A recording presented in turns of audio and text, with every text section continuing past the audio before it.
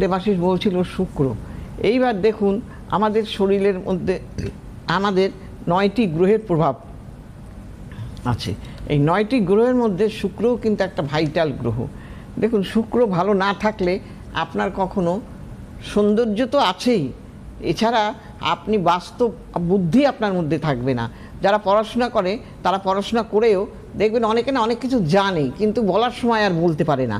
দেখবেন কত জায়গায় সমস্ত প্রতিযোগিতা হয়, ডান্স প্রতিযোগিতা, গান প্রতিযোগিতা, আবৃত্তি প্রতিযোগিতা, অনেক কিছুরই প্রতিযোগিতা হয়, কিন্তু দেখবেন শেষ অবধি যে ভালো পারে সে কিন্তু গিয়ে আর পুরস্কারটা পেল না। কেন পেল না বলুন তো? তার মধ্যে সব আছে কিন্তু বাস্তব প্রয়োগের অভাব। এই বাস্তব প্রয়োগটা কিন্তু ভীষণভাবে দরকার পড়াশোনা করতে গেলেও, এইসব প্রতিযোগিতামূলক পরীক্ষা দিতে গেলেও। যারা অভিনয় করে, গান করে, ক্রিয়েটিভ যে কোনো লাইনে, আপনাকে কিন্তু শুক্রকে ভালো থাকতে হবে।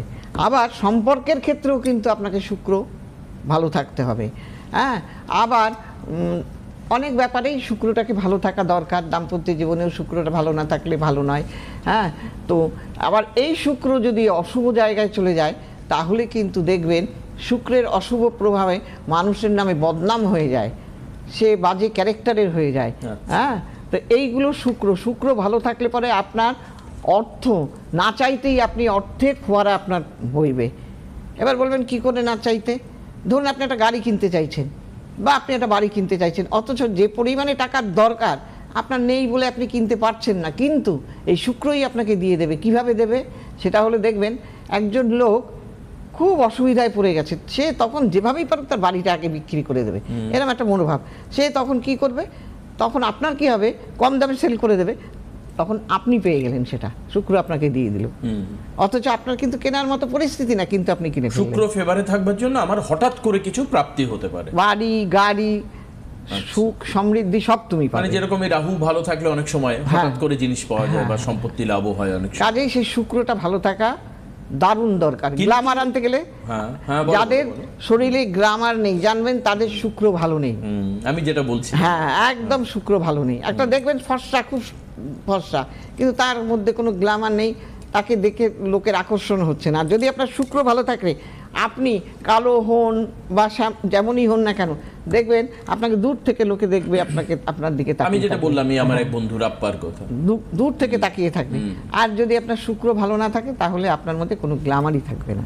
ঠিক, সে আপনি যতই স্নো মাখুন, পাউডার মাখুন, আর যতই ফেসিয়াল করুন, সূক্ষ্ম ভাব দেখতে পাওয়া যাবে বা হ্যাঁ এরকম আর কি। মানে আর সবচেয়ে বড় কথা, স্কিন টোন দেখলেও আপনি বুঝতে পারবেন স্কিনও তার খুব একটা বেশি গ্লো করবে না, যাই করুক না কেন সে, যতই যত্নে থাকুক। হ্যাঁ, যতই রোদ, মানে অ্যাকচুয়ালি আমাদের স্কিনের ক্ষতি তো করে রোদ অনেকটা। যে এরকম এখন রোদ, আপনারা যদি বাইরে বেরোন পর্যাপ্ত সানস্ক্রিন না মেখে তো এমনি প্রবলেম হবে, কিন্তু তাদের বাড়িতে থাকলেও তাদের মধ্যে একটা শুকনো ভাব থাকবে, এটা হচ্ছে শুক্রের জন্য। এবার তুমি আমাকে একটু বলো যে এই যে শুক্র খারাপ থাকা, তুমি বললে গ্ল্যামার প্রসপেক্ট হতে পারে, নামের ক্ষেত্রে হতে পারে, সম্পত্তি প্রাপ্তির ক্ষেত্রে হতে পারে, অর্থ প্রাপ্তির ক্ষেত্রে হতে পারে। শুক্র খারাপ থাকলে কি পড়াশুনোর ক্ষেত্রে যে গ্ল্যামার, মানে পড়াশোনায় ধরো নাম যশ, যদিও নাম যশ রবিকে দিয়ে আমরা দেখি, সেটা বলছি না, কিন্তু এই যে পড়াশোনার ক্ষেত্রে একটা থাকে না গ্ল্যামার, যে সবাই জানে যে ছেলেটার মধ্যে একটা আলাদা সৌম্য, একটা আলাদা ভদ্রতা, একটা আলাদা নম্রতা, এবং পড়াশোনায় যদি দেখো এই শুক্র যদি রাহুর সঙ্গে প্যাক্ট হয়ে যায়, দেখবে আমরা কিন্তু আমাদের যারা মাস্টারমশাই বা গুরুজন রাস্তায় দেখলে এখনো পর্যন্ত আমরা নমস্কার করি, আমিও যথেষ্ট। কিন্তু দেখবে যাদের মধ্যে শুক্র খারাপ না, বা শুক্র রাহুর দ্বারা দৃষ্ট হয়ে গেছে, মানে তাদের মধ্যে বিনয়টা থাকবে না, বিদ্যা বিনয় দান করে, তার মধ্যে এই বিনয় ভাবটাই থাকবে না, সেই ব্যক্তির সামনেই সে স্মোক করতে করতে বেরিয়ে যাবে। আচ্ছা, মানে ডেসপারেট বা ডেসপারেটলি বেরিয়ে যাবে, অ্যাডামেন্সি দেখতে পাওয়া যাবে তার মধ্যে। হ্যাঁ, তার মধ্যে এরকম যাদের ছেলেমেয়েরা রয়েছেন না বাড়িতে, এরকম সমস্যা তো প্রচুর আছে, আমরা জানি, আমাদের কাছে আসে খবর। কিন্তু যাদের ভালো, একটু সতর্ক থাকবেন প্লিজ। হ্যাঁ, যাদের ভালো তারা কিন্তু দেখলেই চট করে সরে যাবে ওখান থেকে বা ফেলে দেবে সেটা। ঠিক ঠিক, এটাই হলো শুক্রের কাজ। দেখবে তুমি বড় হয়েছো, তুমি অনেক কিছুই করতে পারো, কিন্তু তাই বলে এটা নয় যে সবার সামনে আমায় প্রকাশ্যে করতে হবে, তাই না? তো কিছু তো রেস্ট্রিকশন থাকেই, সেগুলো আমরা মানি না, আর আমাদের তার জন্য আমরা নিজেরাও, মা বাবারাও দায়ী আছি। ছোটবেলা থেকে গুরুজনদের শ্রদ্ধা করতে শেখাই না, এগুলো তো খুব দরকার। এখনো মানুষকে, অনেক ছেলেমেয়েরা আছে বাড়িতে আছে এখনো, যদিও সেটা সংখ্যায় কম, ঘর থেকে বেরোবার আগে বা কোনো গুরুত্বপূর্ণ কাজে যাবার আগে মা বাবাকে প্রণাম করে তারপরে বেরোয়। ঈশ্বরকে প্রণাম করে তারপরে বেরোয়, কিন্তু এখন আর সেটা নেই। উল্টো আরও বলে দেওয়া হবে তোর ঠাকুমা খারাপ, তোর পিসি খারাপ, তোর জ্যাঠা খারাপ, তোর কাকু খারাপ।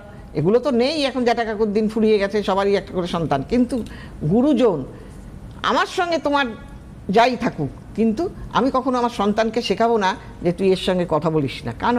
আমার সঙ্গে হতেই পারে, কারণ এগুলো আমরা শেখাই বলেও অনেক কিছু কিন্তু হয়ে যায়। একদমই। এগুলো এবার আমার প্রশ্ন থাকবে